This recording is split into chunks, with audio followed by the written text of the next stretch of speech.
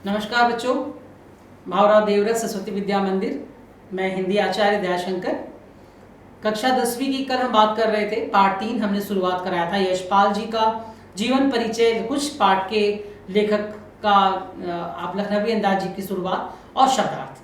आपने ये चित्र भी बना लिया होगा, जो चित्र अभी आप देख रहे हैं।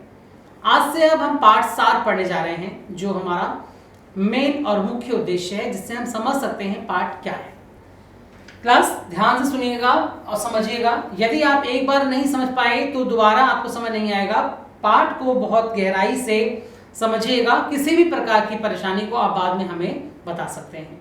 लेखक को पास में ही कहीं जाना था, आसपास ही उसको कहीं जाना था। लेखक ने यह सोच समझकर सेकंड क्लास का टिकट लिया कि उसमें भीड़ कम होती है, ज्यादा लोग नहीं होते। थर्ड क्लास में क्या होता है, लोग दौड़े दौड़े चले आते हैं, तो लगता है अरे भाई मैं जाऊंगा तो मैं फंस जाऊंगा। तो मैंने कहा चलो मैं क्यों ना एक सेकंड क्लास में चलता हूँ, वहां पे भीड़ कम होगी, मैं अपना कुछ काम भी कर लूंगा। आगे क्या हुआ, मैं आराम से खिड़की से प्राकृतिक दृश्य देखते हुए किसी नई कहानी के बारे में सोचने लग गए। ये जो सोचने लग गए, ये कौन है? ये हमारे लेखक हैं, यशपाल जी। क्लास सार, पाठ सार का जो ये आपका पाठ सार है, इसे बताने से मैं पहले ही कह दूं आपको, पाठ सार आप सभी को अपनी कॉपियों में करना है। बस कुछ ही है, ज्यादा बड़ा नहीं है। आप अपने शब्दों में लिख सकते हैं, लेकिन पाठ सार आप अपने अभ्यास पुस्तिका में लिखिए। 6, 7, 8 के छोटे बच्चे होते हैं, वो लिखते ही हैं। 9, 10 के बच्चों को भी लिखना होगा, जिससे आपको समझ आ जाएगा कि लखनवी अंदाज है क्या, और आगे आप भूलेंगे नहीं। शायद आपको रट्टा लगाने की जरूरत भी ना पड़े। आगे, पैसेंजर ट्रेन खुलने को थी। लेखक दौड़कर एक डिब्बे में चढ़ पड़े, परंतु अनुमान के विपरीत उन्हें डिब्बा खाली नहीं मिला। उन्होंने सोचा मुझे क्या पता खाली मिल सकता है, तो मैं चढ़ जाऊं। डिब्बे में पहले से ही लखनऊ के नवाबी नस्ल के सज्जन। ये क्लास बहुत बड़ी चीज है। चैप्टर को समझने के लिए ये जो लाइन है, ये बड़े इंपॉर्टेंट है। हमारे पाठ की शुरुआत ही यहीं से होती है। उनके सामने 2 ताजे चिकने खीरे तौलिए पर रखे थे। लेखक का अचानक चढ़ जाना उस सज्जन को अच्छा नहीं लगा। लेखक हमारे अचानक चढ़ जाते हैं, उन सज्जन को अच्छा है। कौन सज्जन? नवाबी सज्जन। उनको पसंद नहीं आया। क्या हुआ, उन्होंने लेखक से मिलने में कोई दिलचस्पी नहीं दिखाई। लेखक को लगा शायद नवाब ने सेकंड क्लास का टिकट इसलिए लिया है ताकि वह अकेले यात्रा कर सके। परंतु अब उन्हें यह बिल्कुल अच्छा नहीं लग रहा था कि कोई सफेदपोश उन्हें मजले दर्जे में सफर करता देखे। देखिए क्लास, इसके अंदर क्या था कि नवाबी साहब खुद ही दिलचस्प नहीं रखते थे किसी से बात करने के लिए।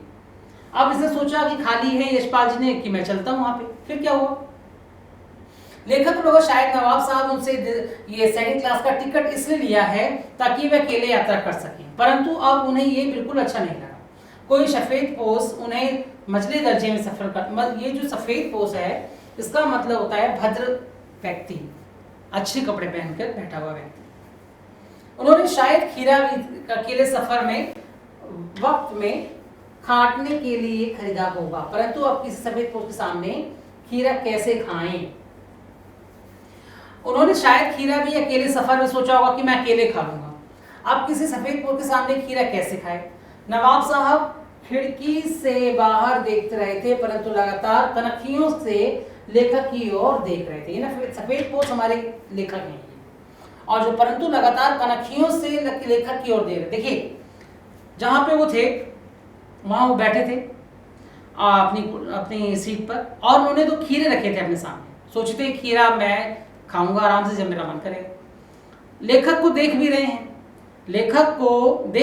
लेकिन लेखक को तिरछी नजरों से देख रहे हैं कि मैं खाऊं कि आप खा, मतलब अपनी एक उसमें आ रहे हैं। आगे देखिए, अचानक ही नवाब साहब ने लेखक को संबोधित करते हुए खीरे का लुत्फ उठाने को कहा। अचानक ही नवाब साहब ने लेखक को संबोधित करते कहा कि खाइए, परंतु लेखक ने शुक्रिया करते हुए मना कर दिया। उनको शौक नहीं था, वो प्रकृति प्रेमी थे, वो अपने चीजों में कहानियों में लगे पड़े थे, लेकिन नवाबी साहब थे, पूछना उनका, आसपास बैठे थे तो पूछना फर्ज था उनका।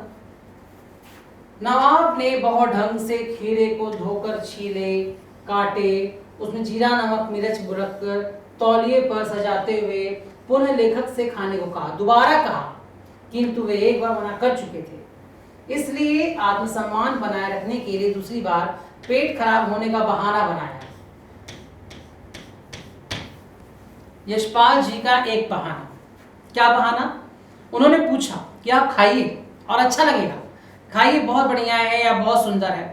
तब तक क्या हुआ, हमारे लेखक जी ने ही बोल दिया कि मेरा पेट खराब है, मैं नहीं खा पाऊंगा। लेकिन नवाबी साहब के इस प्रकार के बोलने के अनुभव से वो उनको समझ रहे थे। लेखक ने मन ही मन सोचा कि मियाँ रईस बनते हैं। ये लाइन क्लास आपके लिए बहुत इंपॉर्टेंट है, मियाँ रईस बनते हैं। नवाब साहब थे, सरकार ने पहले के जमाने में नवाबी साहब और झाड़ते थे अपनी नवाबी पंथी, लेकिन कुछ सरकारों ने जो पैसा ले लिया उसके बाद से वो कुछ कम हो गए। लेकिन लोगों की नजर से बच सकने के ख्याल में अपनी असलियत पर उतर आए हो। ऐसा नहीं था कि वो अपने कार्य को समझें या उन्होंने पूछ लिया तो वो अपने मन में। देखिए आगे कहानी क्या। नवाब साहब खीरे की एक फांक को उठाकर होंठों तक ले गए, उसको सूंघा। देखिए खीरे की एक स्वाद का आनंद में उनकी पलकें मूंद गई। खीरे की स्वाद का आनंद में उनकी पलकें मूंद गई। हाथ में खीरा लेकर किया, मुंह में आए पानी का घूंट गले से उतर गया। तब नवाब साहब ने फांक को खिड़की से बाहर छोड़ दी। नवाब साहब ने उसे अच्छे से सूंघा और उसकी जो सूंघ कर आगे बाहर खिड़की की तरफ उसको फेंक दी। इसी प्रकार एक एक करके फांक को उठाकर सूंघते और फेंकते गए। सारे फांकों को फेंकने के बाद उन्होंने तौलिए से हाथ और होंठों को पोंछा, फिर गर्व से लेखक की ओर देखा। इस नायाब इस्तेमाल से थककर लेट गए। लेखक ने सोचा कि खीरा इस्तेमाल करने का से क्या पेट भर सकता है। प्लस यहाँ बहुत बड़ी बात है, लेखक बार बार हमें ये बताना चाहते हैं कि उनके हाथ में खीरा है, उसकी फांक को सूंघते हैं और बाहर छोड़ देते हैं हवा में खिड़की की तरफ, लेकिन खाते नहीं। तो ये देखते हैं जब लेखक, तो लेखक सोचते हैं ना जाने कैसा व्यक्ति है और ना जाने क्या इसका पेट भरता होगा, इसने तो खाया भी नहीं और इतनी फांके भर रहा है ये। आगे देखिए। तभी नवाब साहब ने डकार ले ली और बोले, खीरा हो तो ऐसा लजीज पर पेट पर बोझ डाल देता है। यह सुनकर लेखक ने सोचा कि जब खीरे के गंध से पेट भर जाने की डकार आ जाती है तो बिना विचारे घटना और पात्रों इच्छा मात्र से नई कहानी बन सकती है। कक्षा 9 10 क्लास आपके लिए ये जो 2 लाइन है ये सबसे इंपॉर्टेंट है। ध्यान से देखिए जो लेखक सोचना चाहते हैं। यह सुनकर लेखक ने सोचा कि जब खीरे के गंध से पेट भर जाने की डकार आ जाती है, खीरे को सूंघा है, थोड़ी ही देर बाद डकार ले रहे हैं, तभी मेरा ध्यान आता है लेखक को, अरे ये कैसा व्यक्ति। तभी उन्होंने ये सोचा मन में कि तो बिना विचारे, अभी तो उसने खीरा खाया भी नहीं और डकार इतनी जबरदस्त ली कि लगता है इनका पेट भर चुका है। तभी उनके मन में ख्याल आता है लेखक के कि तो बिना विचारे घटना और पात्रों और इच्छा मात्र से नई कहानी बन सकती है। देखिए आप सभी 10वीं कक्षा के बच्चे हैं, आप सबको पता है, आप घर में भी बैठे होंगे इस वक्त, तो घर में बैठने के बावजूद भी आप देखते हैं कि जब तक किसी चीज की इच्छा ना रहे तब तक हमारे मन के अंदर भाव नहीं आते।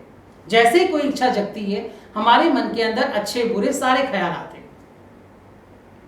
आपको यही बताते हुए यशपाल जी बताते हैं कि बिना इनकी घटना, जो नवाबी साहब हैं, कुछ खाया ही नहीं तब इनके अंदर इतने भाव उत्पन्न हो रहे हैं, तो क्या मैं कोई बिना किसी व्यक्ति के, बिना कोई घटना के और बिना कोई इच्छा के क्या कोई कहानी नहीं बना सकता हूँ। तो ये एक नया जुड़ाव और एक नया तरीका हमारे यशपाल जी के जहन में आता है और वो उस चीज़ को समझते हैं। तो इसके अंदर जो हमारी मुख्य लाइन है कक्षा, आपके लिए ये जो सार है, जो ये लास्ट की जो 3 लाइन है, नवम 10वीं कक्षा के सभी बच्चों के लिए अंतिम की 5 पंक्तियां बहुत इंपॉर्टेंट है। पाठ का सारांश भी यही है। इसी सारांश के अंदर लखनवी अंदाज का पूरा रोल है। लखनवी अंदाज में नवाबी साहब क्या करते हैं, क्या हरकत करते हैं, और उसके बाद यशपाल जी के मन में क्या दिमाग चलता है, ये हम सब कुछ सोचना चाहिए। हमारे मन के अंदर बिना इच्छा भी भाव उत्पन्न होते हैं, जो लेखक ने आपके सामने प्रस्तुत किया है। लखनवी अंदाज एक नवाबी अंदाज है और लेखक के माध्यम से हम बहुत कुछ समझते हैं। बाकी अगली बात, आज पाठ का सार आपको कराया है, ये आप अपनी अभ्यास पुस्तिका में जरूर करिएगा, भूलिएगा मत। अभ्यास पुस्तिका में पाठ सार सभी बच्चों को करना है। प्रश्न उत्तर के लिए हम अगले दिन मिलते हैं। नमस्कार।